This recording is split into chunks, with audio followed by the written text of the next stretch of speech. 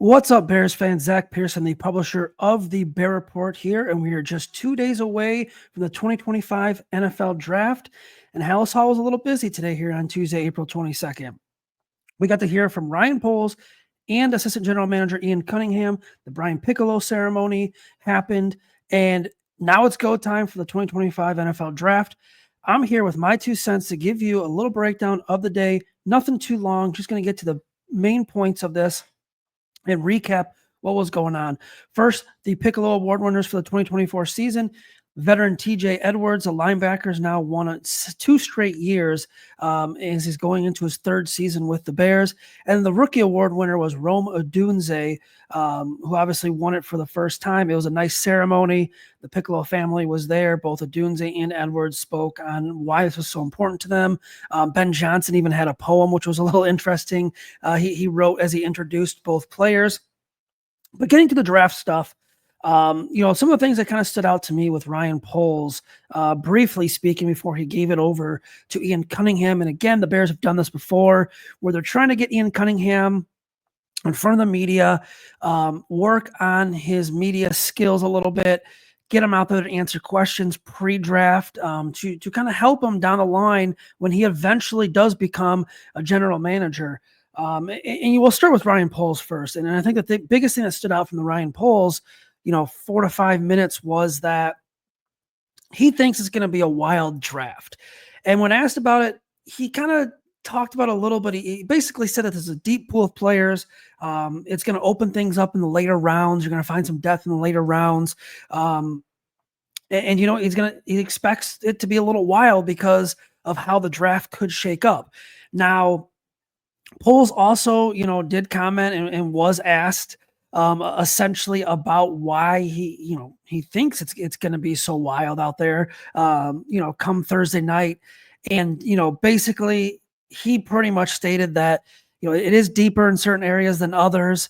And then going into that, with a trade back possibility, he was also asked that is a little tougher when you're at number 10 to kind of trade back. And reading the quote, he says, potentially. There are a lot of phone calls going on right now, so it's hard to tell today. But I think as we get closer, it'll start to show itself. And to me, this is one of those weird drafts where we don't really, outside the top 2 to 3 picks, we don't know what's going to happen. I think the New York Giants are going to really kick things off in the draft. The New England Patriots are a team, that could kind of change things with the draft. And if you're talking about the Bears, you're looking at Ashton Jeanty, the running back out of Boise State, Will Campbell, Kelvin Banks Jr., who potentially could go before the Bears, Mason Graham, the defensive tackle out of Michigan.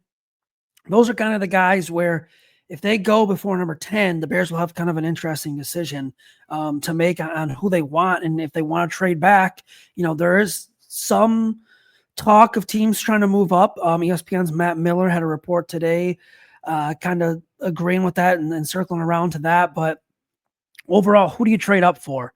Will a player emerge? Jackson Dart? Will Shedeur Sanders fall? The Bears really need 2 quarterbacks to go before number 10. It's kind of a chance at one of those guys I mentioned, but, Will Campbell could go at 4.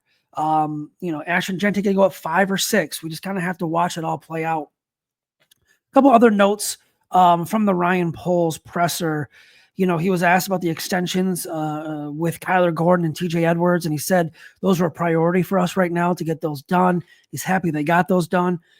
The interesting thing was he did say that Joe Thuney, the new left guard for the Bears, is a player that they want to get a deal done with, and he's becoming a priority to get that deal done with. And that's smart. Thuney has 1 year left in his deal.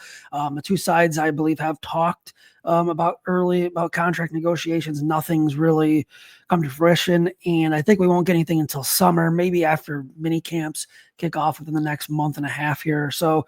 But nice to hear that, Joe Thuney is a priority for the Bears. The other final thing on Ryan Poles, he was asked about Darnell Wright on the right side, maybe moving to left tackle. Didn't really answer the question. Wouldn't give too much on that. He said they'll have a conversation on that and see where it goes. Poles did say he clearly has the ability to play the right or left side. They've seen that. They saw that in college at Tennessee. And he said that's part of the value and taking Darnell. So if he has to play left, he can play left, Poles said. But, they're excited about him at right tackle as well. We'll kind of have to wait and see when we get to mini camps and all that to see where he's working. Now, does that impact the Bears draft plans? If there's a right tackle they love, Armand Membu out of Missouri, who played only on the right side. If he's there at 10, he's part of the Bears plans. Do you shift Darnell Wright over to the left? So we'll have to kind of wait and see. I think the draft might tell us a couple answers in terms of the Darnell Wright stuff.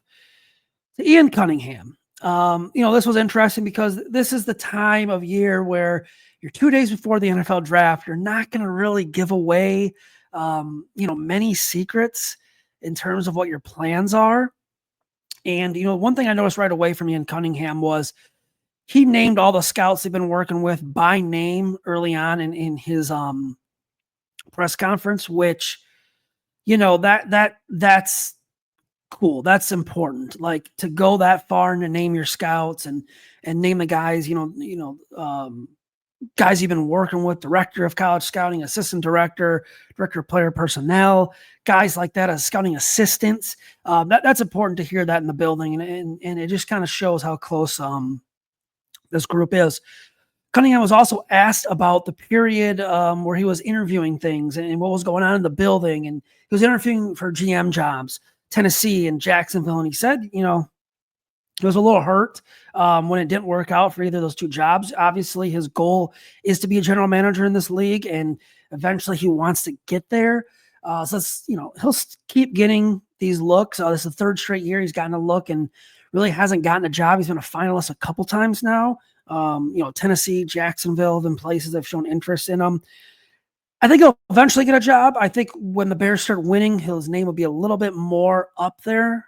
Just, kind of my opinion. But he did say he was hurt when he didn't really get that or get any of the jobs. And then we're talking about the coaching staff impact in the pre-draft process. And he told a story about Dennis Allen and the whole defensive coaching staff coming in the draft room and meeting with the personnel and the scouts and all the analytics team and looking at players at different positions. They did the same thing with Declan Doyle, the offensive coordinator. They all want to be on the same page and make sure they're on the same page for Thursday, because you're in a weird spot at number 10 where you're probably going to have a decision to make. You're probably going to have 3 to 4 guys where you're in your top 10 on your board that are going to be available at least. And what's it going to come down to? What's Dennis Allen's opinion? What's the value of Ben Johnson, Declan Doyle? Who's got the final call? We saw last year, in the behind-the-scenes stuff where Ian Cunningham, told Ryan Poles, do not trade off for Roma Dunze. Don't pull the trigger. And Roma Dunze fell, to the Bears at the spot they were picking. So that worked out for them. And it's just interesting to see who's kind of got the last word or how much influence each person in that draft room has. Kind of going through things, question about running back prospects and longevity. You look at, and Ian Cunningham basically said there's a playmaker, he's a really good player.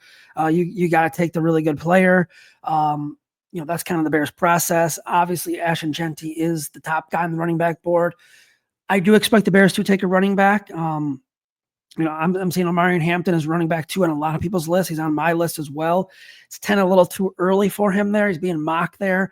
A trade back potentially, you get him in the late teens, 20s. I don't think he'll be there in the day 2. Quinshon Junkins, Caleb Johnson are also 2 names that have kind of been linked to the Bears. Travion Henderson, also from Ohio State, has been linked to the Bears.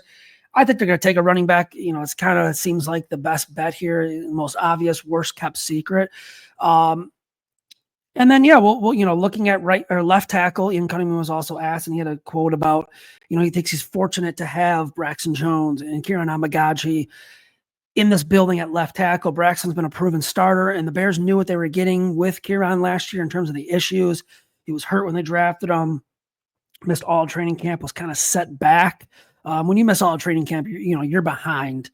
And it takes a long time, almost, especially as a rookie, almost takes your whole season to kind of catch up.